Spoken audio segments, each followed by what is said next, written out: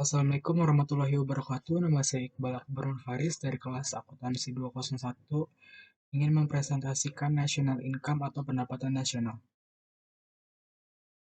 Pendapatan nasional adalah pendapatan yang diterima oleh negara dari pelaku usaha.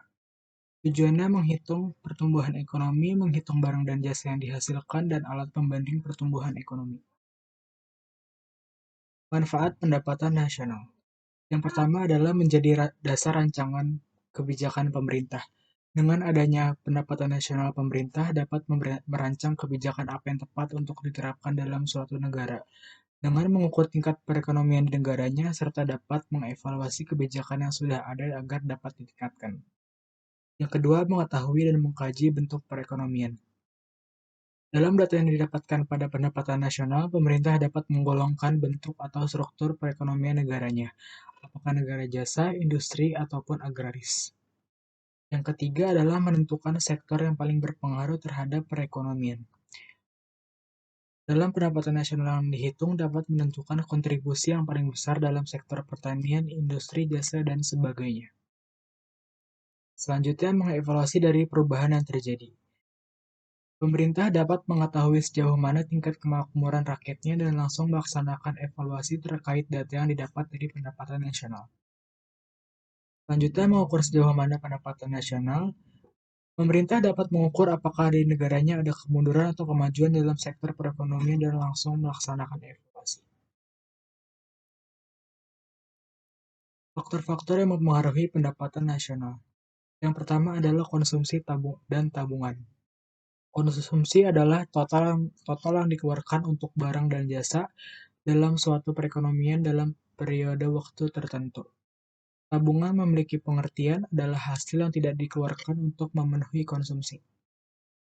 Selanjutnya, investasi. Investasi adalah modal yang ditanamkan dalam suatu uang atau aset ke dalam suatu benda, barang, jasa, atau suatu pihak yang bertujuan mendapatkan keuntungan dalam periode waktu tertentu. Selanjutnya, permintaan dan penawaran agregat.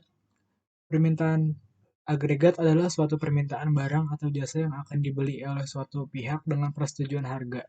Sedangkan penawaran agregat adalah penawaran yang dilakukan oleh perusahaan untuk menjual atau diproduksi dengan tingkat persetujuan harga. Selanjutnya adalah kualitas sumber daya manusia. Sumber daya manusia sangat berpengaruh terhadap pendapatan nasional. Dengan SDM yang tinggi akan mampu mengelola sumber daya alam di suatu negara. Walaupun sumber daya alam di negara tersebut rendah, seperti negara Jepang. Walaupun mereka hanya sedikit punya sumber daya alam, tetapi Jepang memiliki pendapatan nasional yang lebih tinggi dari Indonesia. Karena SDM di sana lebih tinggi yang mampu mengelola SDM. Yang selanjutnya adalah potensi sumber daya alam. Dengan memiliki potensi sumber daya alam yang tinggi, akan meningkatkan pendapatan nasional. Selanjutnya, konsep-konsep pendapatan nasional. Yang pertama adalah pendapatan nasional neto atau net national income. Adalah pendapatan yang dihitung berdasarkan banyaknya balasan jumlah jasa yang diterima oleh masyarakat sebagai pemilik faktor produksi. Dengan rumus NNP dikurang pajak tidak langsung. Pajak tidak langsung adalah pajak yang dibebankan oleh pada orang lain seperti pajak hadiah, pajak penjualan, dan sebagainya. Yang kedua, produk nasional bruto atau gross national product. Gross national product atau produk nasional bruto adalah nilai barang atau jasa yang dihasilkan oleh suatu pelaku barang atau jasa yang tinggal di dalam atau di luar negeri. Perusahaan asing yang menghasilkan barang atau jasa yang tinggal di dalam negeri tidak terhitung sebagai GNP. Contohnya adalah warga negara Indonesia yang tinggal di Malaysia, berjualan baju di sana, akan masuk dalam GNP. Dengan rumus GNP sama dengan GDP dikurang pendapatan neto. Yang ketiga, produk domestik bruto atau gross domestic product. Gross domestic product adalah nilai barang atau jasa yang dihasilkan oleh suatu pelaku barang di suatu wilayah tertentu selama 1 tahun. Dalam perhitungan GDP, penghasil barang atau jasa asing yang tinggal di suatu wilayah atau domestik tertentu termasuk dalam GDP.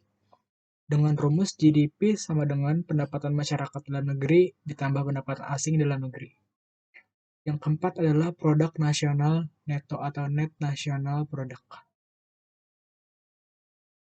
Net national product adalah produk nasional bruto yang dikurangi dengan penyusutan atau depresiasi modal. NNP disebut juga sebagai pendapatan nasional atau national income. Dengan rumus NNP sama dengan GDP dikurang depresiasi.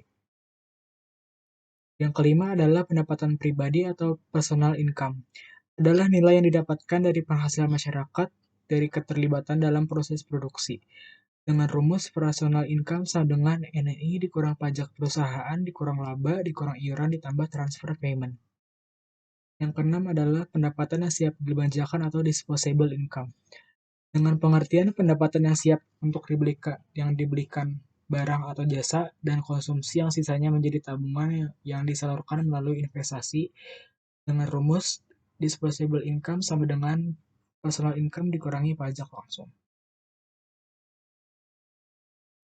Yang selanjutnya adalah metode penghitungan pendapatan nasional. Yang pertama, metode produksi. Metode produksi adalah jumlah nilai jasa dan barang yang dihasilkan dari pelaku jasa dari semua sektor perekonomian di suatu negara dengan waktu tertentu. Dengan rumus Y dalam kurung Q1 ditambah P1 ditambah dalam kurung Q2 tambah P2 ditambah Q3 tambah P3 dan selanjutnya ditambah dengan dalam kurung Qn plus Pn. Dengan pengertian P1 adalah harga barang ke-1, Pn adalah harga barang ke-N, Q1 adalah jenis barang ke-1, Qn adalah jenis barang ke-N. Yang selanjutnya adalah metode pendapatan. Metode pendapatan adalah metode yang digunakan dengan jumlah pendapatan yang dihasilkan dari semua sektor perekonomian di suatu negara dengan durasi tertentu. Dengan rumus Y sama dengan W ditambah R ditambah I ditambah P. W adalah upah atau gaji, R adalah pendapatan dari sewa, I adalah pendapatan dari bunga, P pendapatan keuntungan dari perusahaan. Yang ketiga adalah metode pengeluaran.